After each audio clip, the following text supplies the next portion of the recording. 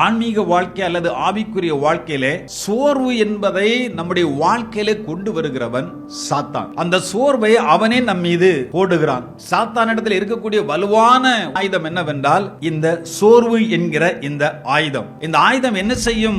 மெதுவாக, அது ஒரு ஸ்லோ பாய்சன் மாதிரி மெதுவாக நம்முடைய ஆன்மீக வாழ்வை கொண்டுவிடும். பிதாவினுடைய அந்த சித்தத்தை செய்கிற அந்த விஷயத்திலே இயேசு சோர்ந்து போனாரா? ஏசாயா 42 அதிகாரத்துல 4வது வசனத்தை வாசிக்கும் போது அங்க இயேசு கிறிஸ்துவை குறித்து தீர்க்க தரிசனமாக சொல்லப்பட்ட காரியம், அவர் நியாயத்தை பூமியிலே நிலைப்படுத்தும் மட்டும் சோர்ந்து போகவில்லை, பதறுவதும் இல்லை. பல வகையான துன்பங்களை இயேசு சகித்தார், ஆனால் அவர் சோர்ந்து போகவில்லை.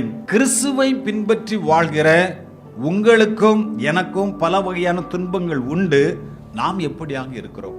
நாம் எப்படியாக இருக்க வேண்டும்? எபிரேயர் 12 அதிகாரத்துல 3 வசனத்துல இயேசு கிறிஸ்துவை குறித்து இப்படி இங்கே எப்படியாக சொல்லப்பட்டிருக்கிறது, வாசிக்கலாம்.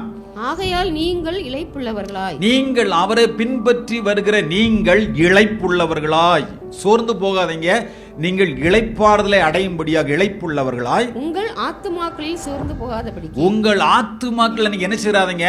சோர்ந்து போகாதபடிக்கு, நமக்கு விரோதமாய் பாவிகளால் செய்யப்பட்ட இவ்விதமான விபரீதங்களை சகித்த அவரையே நினைத்துக் கொள்ளுங்கள்.